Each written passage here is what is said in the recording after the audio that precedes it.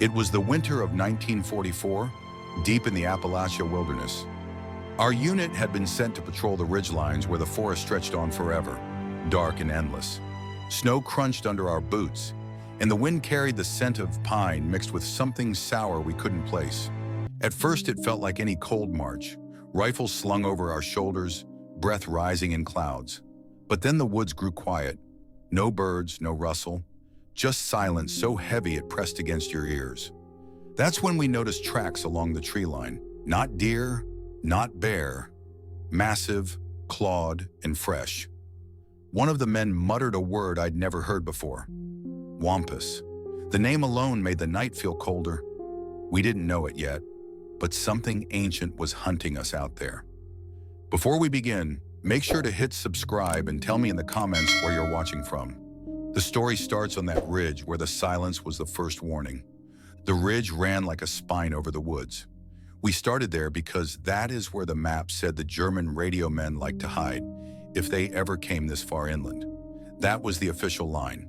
What we were really doing was guarding a rail spur and a set of fenced warehouses tucked in the trees. Nobody used the word secret, but everyone walked softer when we got near those fences.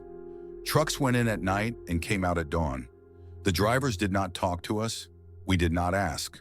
The officers called it special material. That was all. We were a small unit, a dozen men at most rotating in and out of the hills. I was a corporal then. I carried a carbine that jammed if I let the oil thicken. Carter walked point because he had eyes like a hawk. O'Rourke carried the heavy radio and joked that it was trying to kill him 1 pound at a time. Bennett was quiet and fast with a field knife. Nguyen knew knots I had never seen, and he could make a shelter from 2 saplings and a poncho. Hale had grown up a county over. He was the one who told us which berries were poison and which would keep you sharp. When the snow came down, he knew by sound which branches would break first. The rest of us learned to listen to him. The winter of 1944 cut quick and deep, cold that crawled into the bone, ice at the edges of canteens, socks that never seemed to dry, powder snow that hid roots and laid men flat. We still marched. We had a route that ran from the rail curve to a fire tower, then along the ridgeline to a site marked only by a number on our orders. Some days we saw no one. Some nights we saw lights where no road ran and woke to find no tracks at all. We did not live in tents when we could help it. We dug into the hill like badgers. We laid logs over the top, covered them with brush, and smoothed snow over the roof so the shelter vanished from view. Smoke could give you away, so we cooked at dusk when shadows were long and the wind carried west. Coffee if we had it, and hard crackers. A little bacon fat if the supply truck had come on time. Men will forgive many things if you give them hot coffee. They will even forgive the cold. The first talk of the Wampus came from a man named Elvie who ran a trap line near our sector. He came to our trail one afternoon with a sack of hides and a face that looked carved from the hills. He had known Hale's father and felt he could speak plain. He told us that a big cat hunted these slopes. Not a cougar, something older, meaner and smart in a way that was not right. He said the old men called it Wampus. He said the name in a low voice, like a prayer or a warning. I laughed at first, but Elvie did not smile. He pointed to claw marks on a birch where the bark was peeled high as a man's head. He told us not to follow any crying we heard at night. He said the creature liked to sound like a woman in trouble. He looked at me, then asked for coffee. We gave him 2 cups and some sugar. He left before the light failed. The officers told us to ignore local stories. They said fear makes noise, and noise gets men killed. Still, they told us to keep the patrol tight and to report any strange tracks. They told us to check for sabotage on the spur line and the fence around the warehouses. They told us to keep our mouths shut about anything that did not fit the daily report. We signed a paper that said the same. We did not argue. You learn to follow orders when you are cold and far from home. That night by the shelter, I told Carter I thought Elvie was trying to spook us for fun. Carter chewed on a strip of jerky and stared into the dark. He said, "Maybe, but let us not test it." We had enough to worry about. The enemy was clever and patient. Some men went missing in woods like these, and their rifles were found days later, stuck in the snow like small crosses. If there was a big cat out there, or if someone wanted us to think there was, either way, we had to keep sharp. We started noticing signs. A dead buck laid out in a clearing with the eyes pecked by crows, but no tracks near the body. A pile of stones stacked in a neat spiral beside a game trail. A cut rope swinging from a branch, with knots tied in a pattern that made no sense. O'Rourke said a prankster was at work. Hale said it was old and not from any prankster he had known. The smell came next, sweet, like rot mixed with damp leaves. We would smell it, step past a stand of spruce, and the air would go clean again. One night we heard crying down in a hollow. It had the pitch of a woman calling for help. We stood and listened. The crying stopped. Then it began behind us, close. Bennett raised a hand and we moved to the shelter and closed the entrance. We sat in the dark, rifles across our knees, and waited for hours. No one slept. In the morning, we found rabbit tracks around the shelter, nothing more. I carried a small leather journal. I wrote little each night, just notes.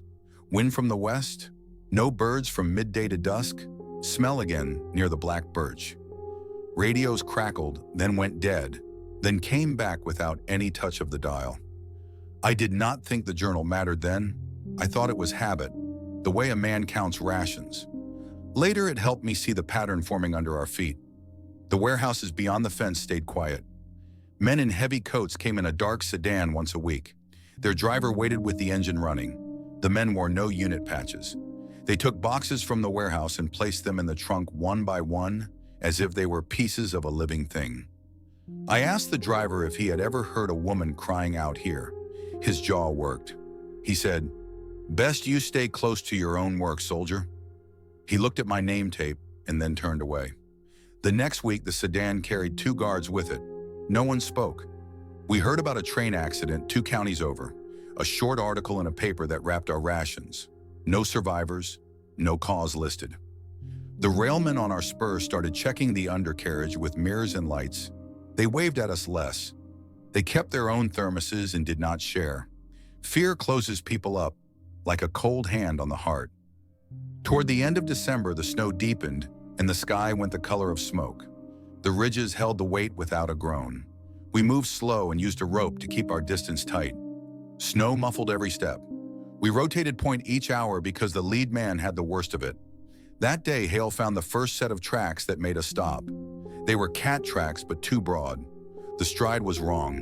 One print showed a claw gouge that ran deep as a knife wound. 2 trails crossed our route, one set broad with a short stride and one longer, both circling back and crossing again, like more than one thing testing the fence. We followed them for 20 yards. The prints went into a thicket and did not come out. No other marks, no blood, no fur on a branch. Just nothing where something had gone. We reported the tracks to command by radio. The reply was short. Do not pursue. Maintain route. Record times and conditions. We did as told. That night the crying came again, softer now, like someone trying not to wake a sleeping child. O'Rourke whispered that he would go and look if it came a 3rd time.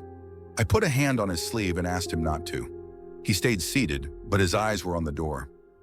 Hale brought out a tale from his grandmother, old mountain talk, a cat that walked like a man at night and wore a woman's face when it wanted to feed.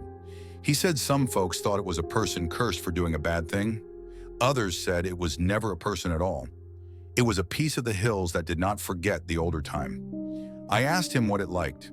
He said it liked to take the brave ones first because they chased the sound. He said it liked to make the others watch. He stopped talking and put more wood on the coals. The fire sighed and threw up a pale ribbon of smoke. We ate in silence. I started to notice our own changes.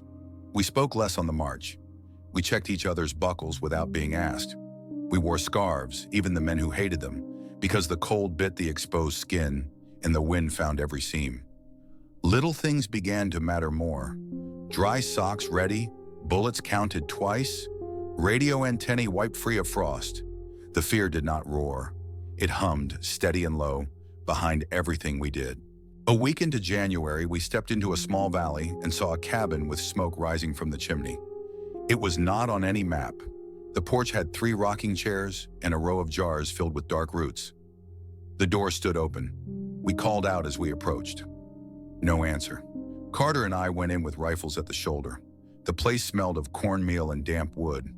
There were quilts on the bed and a pot still warm on the iron stove. A loaf of bread sat on the table with a knife beside it. No footprints inside because the floorboards were dry. Outside, snow covered the ground and showed us everything. There were 2 sets of small boot prints coming from the trees to the door, then stopping. No prints left the cabin from the door. Instead, something had dragged across the snow in a wide arc, bending weeds flat. After 10 yards, the drag mark rose and vanished. Above us, a branch of a poplar swayed, though no wind was blowing. We found hair caught on the branch, a few strands. Coarse, not quite like anything I had seen. More like horsehair, but darker and rougher to the touch. Bennett wrapped the strands in wax paper and placed them in his pocket. We left the cabin as we found it. I made a note in the journal. Cabin, bread on table, hair from branch, no prints away from door. Branch moved with no wind. That night I dreamed I was under ice. Looking up through a plate of frozen glass, shapes moved over me. I could not find the hole I came through. I woke with my mouth open and no sound coming out. The fire had died to a red sigh. The thermometer on the canteen read a number I did not want to see. I put my gloves on the coals to warm them and watched the skin smoke. I felt an edge inside me, sharp and close. Not terror, not yet. A readiness. Like the moment before a shot when your finger takes up slack on the trigger and the world shrinks to a sight and a breath. At dawn, we walked past the cabin again. The jars were gone. The chairs were gone. The door hung open, banging softly against the frame. The snow around the porch was smooth as a bedspread. O'Rourke said a detachment had come in the night and cleaned it out for security. He tried to say it like a joke, but he did not smile. We reached the fire tower at noon and climbed the ladder 2 at a time to warm our legs. From the top, we could see the spur line curved like a dark stitch in white cloth. A long train waited in the trees near the warehouses. Men moved between the cars and the fence, small as ants. A siren sounded once, then cut off. Hale passed the binoculars to me. On the roof of the nearest warehouse, a figure stood for a second, too thin to be a man in winter layers, then slid out of view. I lowered the glass and looked with my own eyes. Only snow on the roof, smooth and bright.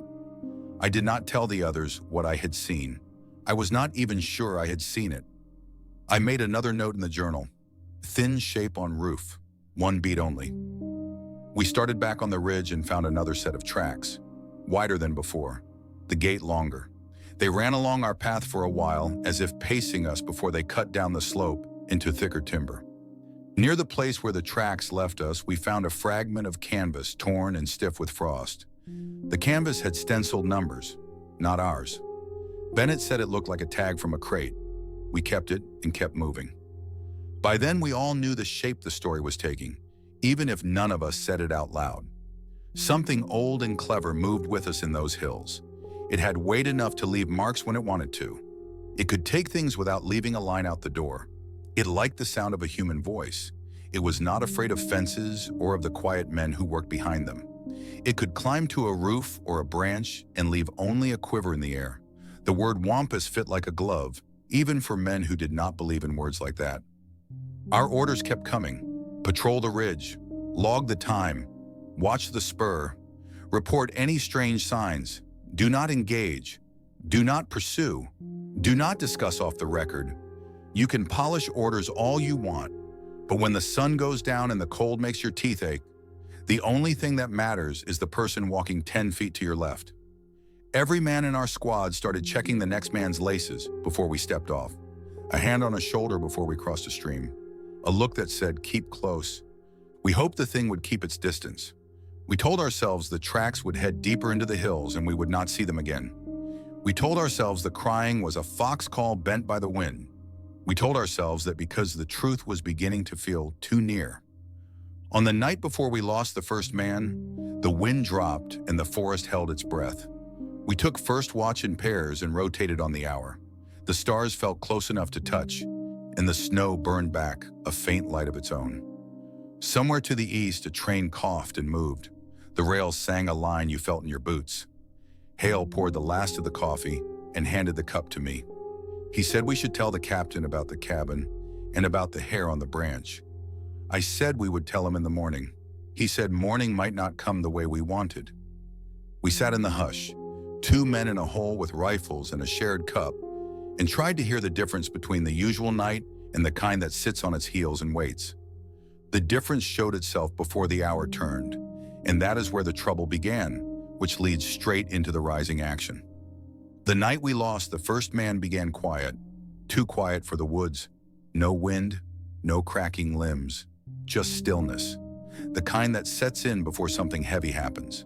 Hale and I had the first watch.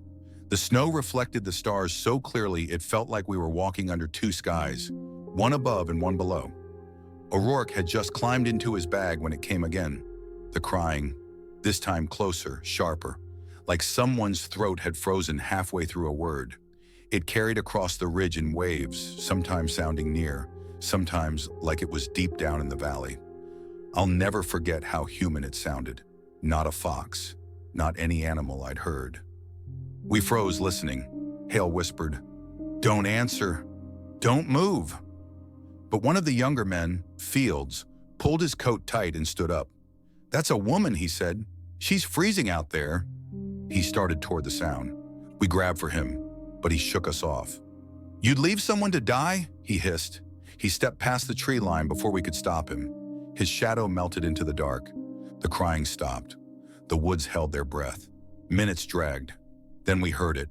Branches breaking. Quick, snapping one after another. Not like a man running, but like something heavy, fast, moving on all fours. Fields screamed once, high and sharp, then cut off. No rifle shot. No words. Just silence.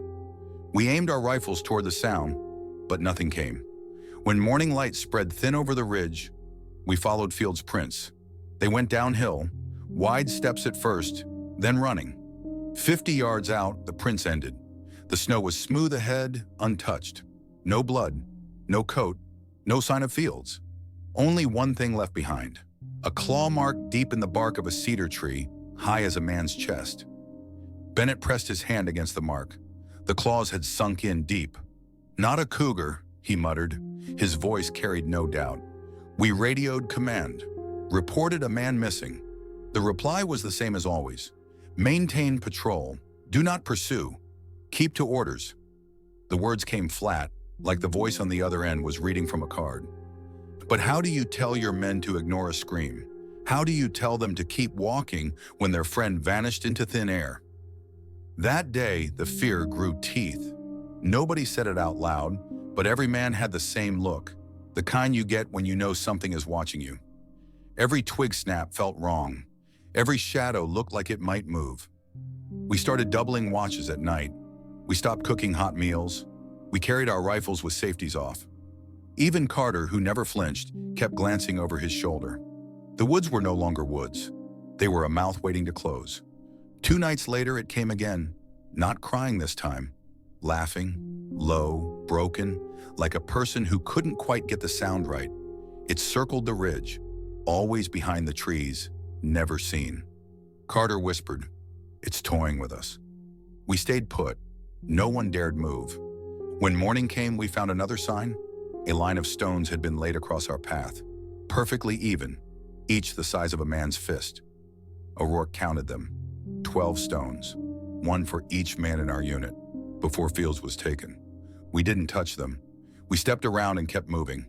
Hale said the creature was marking us, keeping tally. Carter spat in the snow and said, "Then it knows our number's smaller now." That day, radios cut in and out, static. Then a woman's voice, faint, whispering. Not words we could understand, just a hiss that rose and fell like breath. O'Rourke swore the signal meter didn't even move. He pulled the headset off and refused to wear it again. The cadence matched what we would hear later. The forest pressed tighter as January deepened. Trees leaned in, snow stacked heavy on their branches. Nights stretched long, and with them, the sounds, scraping against bark. Low growls under the wind. Once I swore I heard claws dragging across the roof of our shelter. The others heard it too. Nobody moved. Nobody breathed until it stopped. One morning, Carter found tracks circling our shelter, bigger than before. Too many to count. They overlapped in 2 sizes, one broader and one longer, like more than one thing had circled us while we slept. From then on, no one slept deep. We dozed in turns, rifles across our chests, boots never unlaced. The strangest part wasn't the tracks or the noises. It was how the woods changed around us. Birds were gone, rabbits gone. Even the trees felt wrong, bark peeling in strips, sap frozen in long, yellow icicles. The forest wasn't dying, it was listening. And the men we changed too. Tempers flared quick. Jokes died fast. Every man carried the weight of Field's scream, even if no one spoke it. I wrote in my journal, "We are being hunted." By the end of that week, it wasn't a question anymore. The beast wanted us to know it was there. It wanted us to feel it close. And we did. Every hour, every step. And then the second man vanished, and there was no denying what we faced anymore. The second man we lost was Bennett. It happened on a night when the cold burned our skin raw, the kind of cold that makes your eyelids stick if you blink too slow. We had dug in near a hollow where the trees stood tight, hoping the wind would pass over us. Our fire was low, just embers, enough to keep our hands working, but not enough to show. Bennett had last watch before dawn. He was steady, quiet, never spooked. When I woke to relieve him, the spot where he'd been sitting was empty. His rifle leaned against the log, safety off. His gloves were on the ground. We thought he had stepped away to take a leak. We called his name, first soft, then louder. No answer. Carter and I followed his tracks out into the snow. They ran 20 paces, then stopped dead. No turn, no return, just ended. At the edge of the prints, the snow was disturbed, not like a struggle, but like something heavy had landed there. The powder was pressed flat in a wide shape, claw marks raked deep, then nothing. Just smooth, untouched white stretching on. Hale knelt, brushing the edge of the depression. His breath shook. "It lifted him," he whispered. O'Rourke said no. He said Bennett had deserted, walked off into the trees, left his gear behind to fake it. He said fear makes men do strange things. But his eyes told the truth. He didn't believe his own words. That morning, the tracks appeared again, circling the hollow where we slept. Larger now, deeper, almost taunting. Rotations pulled 4 men off our line that week. Fields was gone. We were 7 now, and none of us could deny it anymore. Something was pulling us apart piece by piece.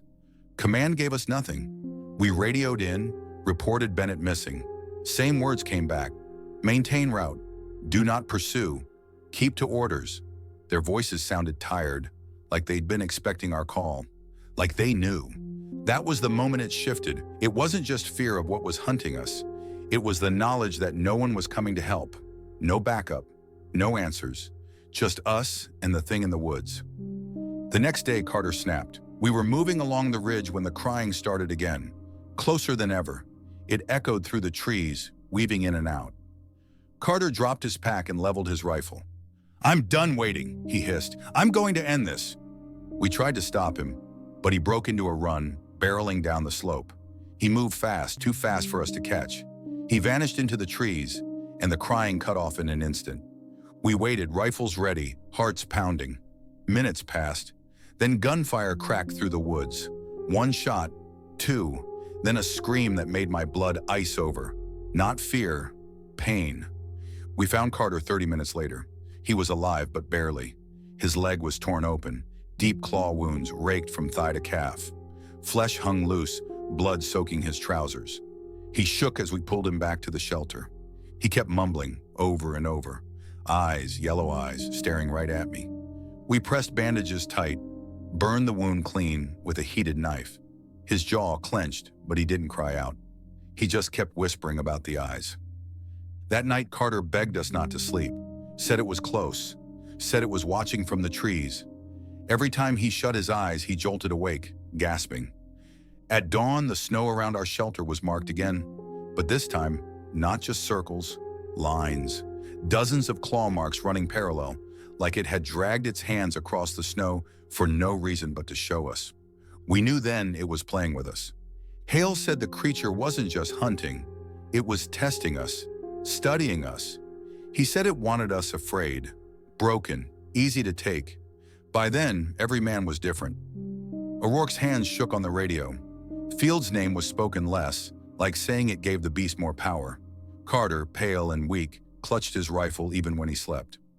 Hale grew quieter, watching the trees like they might speak to him. I wrote in my journal, "It wants us hollow before it takes us." And then came the warehouse order.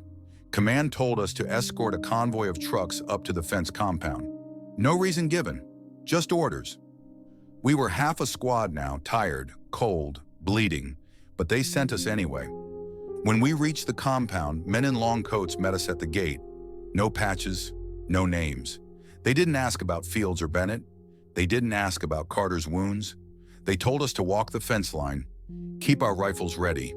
From the corner of my eye, I saw crates being loaded onto the trucks. Heavy, wooden, stenciled with numbers I didn't recognize. I caught a glimpse when one split. Inside wasn't ammo. It wasn't supplies, it was bones. Long, thin, too big for deer, too strange for bear. Wrapped in canvas, stacked like lumber. When I asked, one of the men in the coats glared and said, "You didn't see that?" His voice was final. That night, back on the ridge, O'Rourke said it plain. They know about it. They're feeding it. The idea sat heavy. Could it be true? Were those bones something they'd taken from the beast? Or given to it? Was that why we were posted here? Not to guard against Germans, but against the thing itself? I wanted to dismiss it, but then Carter died. Near dawn, he finally slept. When we woke, he was gone. His bandages and his rifle were still there. The snow around him was clean. No drag marks, no blood. Just gone. The only sign was a single set of claw marks carved deep into the log where his head had rested. 7 men became 6, and the silence that followed wasn't just grief. It was the knowledge that we weren't fighting an animal. We were part of something larger, something hidden, something no report would ever mention. That was the twist that cut deepest. We weren't just being hunted. We'd been sent here knowing something was waiting for us. And it wasn't done. Not by a long stretch. We were 6 men left when it came for us outright. After Carter disappeared, no one argued about what we faced. It wasn't a question anymore. The Wampus was real. It wasn't rumor or superstition or some mountain tale to scare children. It was flesh and blood, and it was circling us closer each night. The crying didn't come anymore. Neither did the laughter. That was worse. The silence meant it didn't need tricks now. It had tested us, broken us down, taken its time. Now it was ready to finish. We pushed toward the fire tower, hoping height would give us some kind of safety. The climb was brutal, snow halfway to our knees, lungs burning with every step. The woods pressed tighter. No birds, no tracks but our own. It felt like we were walking through a place emptied for us alone. Halfway up the ridge, Hale stopped cold. "Look," he said. On the slope below us, marks cut deep into the snow, wide arcs gouged by claws. They ran parallel to our trail, as if the thing had walked beside us the whole way, just out of sight. O'Rourke swore under his breath. "It's hurting us." He was right. We were being funneled, pushed toward the tower like cattle to a pen. But where else could we go? Back down, toward the compound where men loaded bones into trucks. Stay in the hollow and wait to vanish one by one? Number. At least the tower gave us ground we could defend. We reached it by dusk. The old steel frame stood high above the trees, its ladder iced over, bolts creaking with the wind. We climbed one by one, hands burning against the cold iron, rifles slung tight across our backs. At the top, the platform gave us a wide view. The forest stretched endless in every direction. White, still, too still. We set up as best we could. 2 men watching each side, rifles ready. The wind cut hard and the tower swayed under our boots. But up there we had sightlines. We told ourselves that meant something. That night the beast came close. It started with the smell, sickly sweet, like rot left too long in wet leaves. Then the sound, branches snapping, not random, but deliberate, circling the base of the tower. We leaned over the rail, rifles aimed, scanning the dark. Then we saw them. Eyes. Yellow, glowing faint through the trees. Not 2, not 4. At least 6, maybe more. Moving low, circling, blinking in and out. Hale hissed. "There's more than one." For a moment, panic spread through us. All this time, we'd thought it was a single hunter. But what if the Wampus wasn't one creature? What if it was many? The eyes vanished. The woods fell quiet again. Too quiet. Then a scream split the air. Not ours, not human. A high, tearing sound that rose and fell like metal shearing. The tower shook under our feet as something massive slammed against its legs. The steel groaned. "Hold fire!" I shouted. "Wait till you see it." Another impact. The whole frame rattled. Snow slid off the platform. O'Rourke fired anyway, 3 sharp cracks from his rifle. The muzzle flash lit the trees for a heartbeat. That was when I saw it. It stood just beyond the tree line. Taller than a man, broad shoulders hunched, covered in fur matted with snow. Its face was half shadow, half light, but the eyes burned yellow, set too far apart. Its mouth hung wide, lined with teeth too long for its skull. And its hands, long, clawed, not paws, not human either, gripped the tower leg like it could tear it free. O'Rourke's shots hit. I heard the thud, saw the fur ripple. The beast didn't flinch. It roared, a deep, rolling sound that shook my chest, then it slammed the tower again. We opened fire together. Carbines barked, rounds sparking off steel, tearing bark from trees. For a moment, the woods lit up. Shapes darted between the trunks. More of them, moving fast, too fast to count. One leapt at the ladder. Its claws screeched against the rungs, metal bending under the force. Hale leaned over and fired point blank. The round hit, and the thing dropped, crashing into the snow below. It writhed, howled, then dragged itself back into the trees. "They bleed," Hale shouted. His voice carried hope. But hope didn't last. Another slammed the opposite leg. The tower swayed hard, almost throwing us off balance. Nguyen shouted that it wouldn't hold. We fired until barrels smoked, until our shoulders bruised from recoil. The beast circled, darted in, struck the legs, then vanished. They weren't reckless. They were testing again, even now. Testing how long we'd last. When the ammo ran low, the fight shifted. The tower groaned with every hit. One leg bent inward, rivets snapping. The frame shook like it was about to fold. O'Rourke dropped the radio, calling for support. Static. Then the voice again. A woman's voice, soft, calm, whispering words we couldn't understand. It wasn't command. It was the thing itself speaking through the static. That was when fear turned sharp inside me. This wasn't just an animal. It knew us. It had been inside our signals, our patrols, our orders. It had been steering us the whole time. The next strike nearly took the tower down. We grabbed the rails, holding tight as the platform tipped. Snow and ice showered down. Nguyen lost his grip, slipped, and fell. His body hit the ground with a dull thud. Before we could even call his name, one of the beasts dragged him into the trees. 5 of us left. We couldn't stay up there. The tower was failing, and when it fell, we'd fall with it. I made the call. "Down the ladder!" "Now!" We climbed fast, boots slipping on ice, rifles slung across our backs. Hale covered us, firing bursts as we dropped. I hit the ground hard, knees jolting, but stayed on my feet. The others followed. Hale came last, sliding down with his rifle on a strap. The woods were alive around us. Shadows flickered, eyes blinked, growls rolled low. We couldn't see them all, but we felt them. "Toward the spur!" I shouted.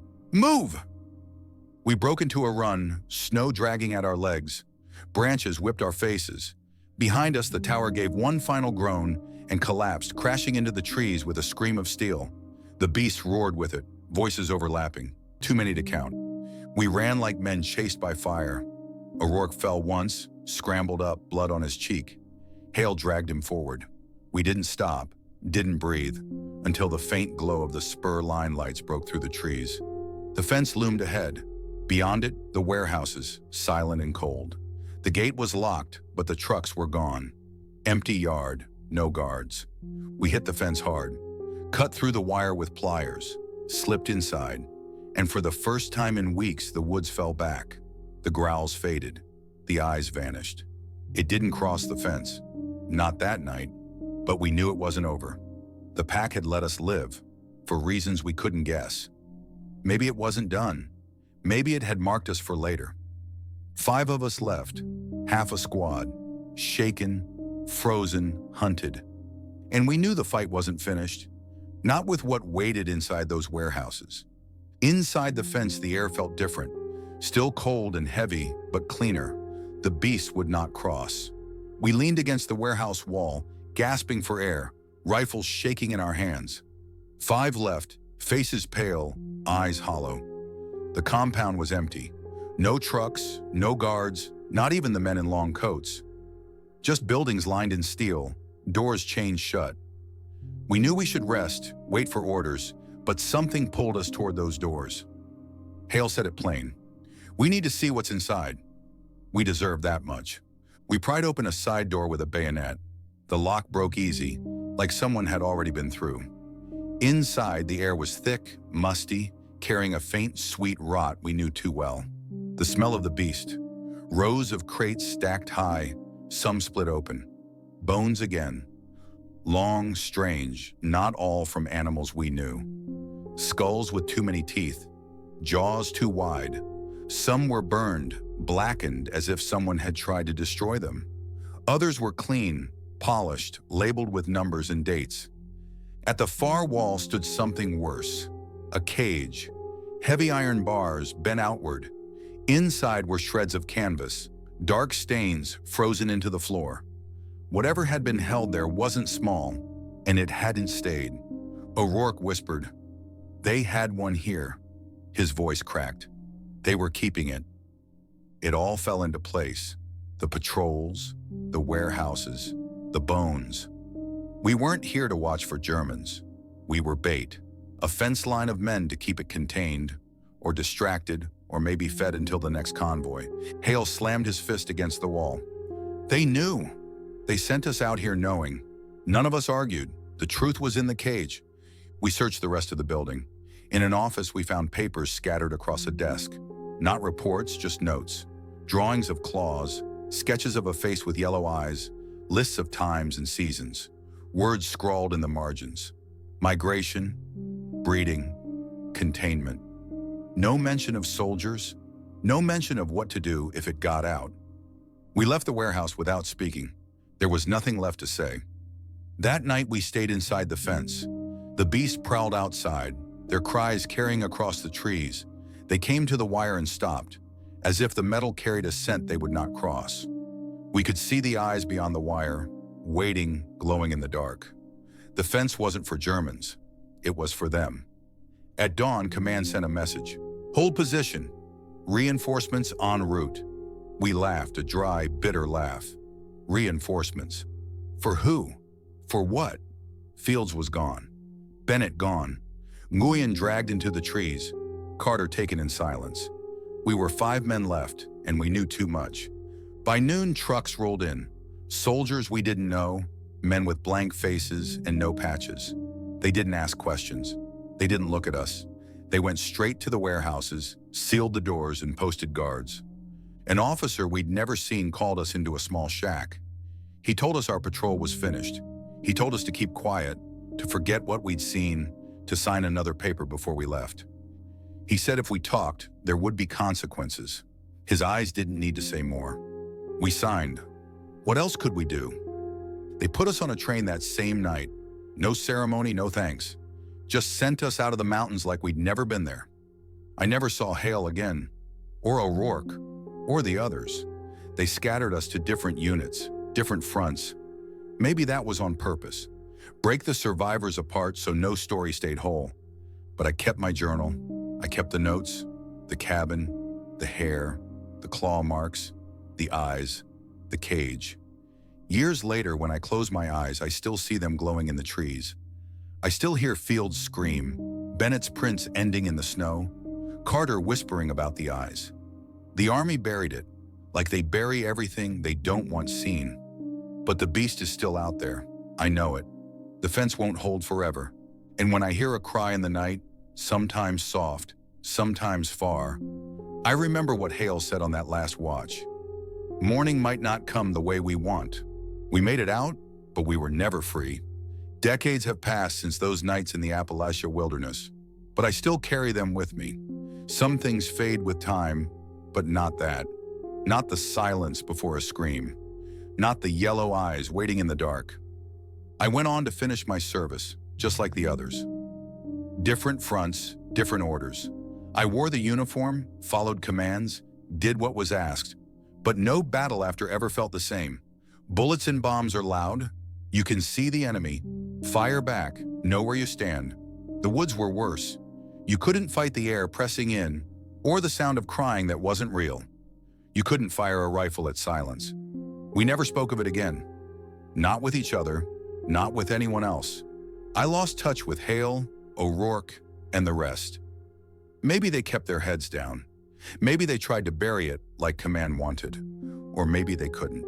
I kept my journal, small notes written in the cold with a pencil stub. They're the only reason I know it wasn't a dream. Sometimes I read those lines back and wonder if I left enough proof. A part of me thinks I should have burned it, let it die with the others. Another part says the truth shouldn't vanish like they did. I still hear the sound sometimes, not often, but enough to know. A low cry drifting through trees at night. Once, while camping with my son years later, I thought I heard it again. He was asleep in the tent, and I sat outside gripping the old carbine I'd kept locked away. Nothing came, but I didn't close my eyes until the sun rose. You might think it was all fear, that we were young men, tired, half-starved, imagining monsters in the woods. I've asked myself the same question every year since. Maybe my mind twisted the truth, but then I remember the smell, thick and sweet, the claw marks deep in cedar, the eyes glowing steady, not like reflection, but alive, and the cage inside that warehouse. That cage wasn't in my imagination. Someone built it, someone kept it full, and someone decided soldiers like us were cheaper than real fences. Sometimes I think the army didn't want to stop it. Maybe they wanted to study it, or maybe they just wanted to control it. Whatever the reason, it cost lives. It broke men who had already given enough. The worst part isn't the memory of what I saw. It's the knowledge that it's still there. The mountains haven't changed. The snow still falls, the ridges still run like a spine across the land. The Wampus still hunts in those woods. We weren't the first to face it, and we won't be the last. I'm an old man now. My hands shake, my breath comes short. I won't be going back into those hills, but I tell this story so it isn't lost. So that if someone finds themselves walking in those woods one winter night and hears a woman crying, they'll know better than we did. They'll know not to answer, not to follow, not to think mercy will save them. Fear kept us alive longer than courage did. I hope someone remembers that. And if the day comes when the fence fails and the warehouses rot away, maybe this account will matter. Maybe people will believe that we tried, that we fought back even when we knew we couldn't win. The Wampus isn't just a story. It's not just an old name whispered by trappers or told around fires. It's real. I saw it. We all did. And when the woods fall quiet, when the night holds its breath, that's when you should be afraid. Because silence was always the first warning. Don't turn off the light now. If the story chilled you, subscribe to Blackout War Stories. And for more horror, the next nightmares are waiting on your screen.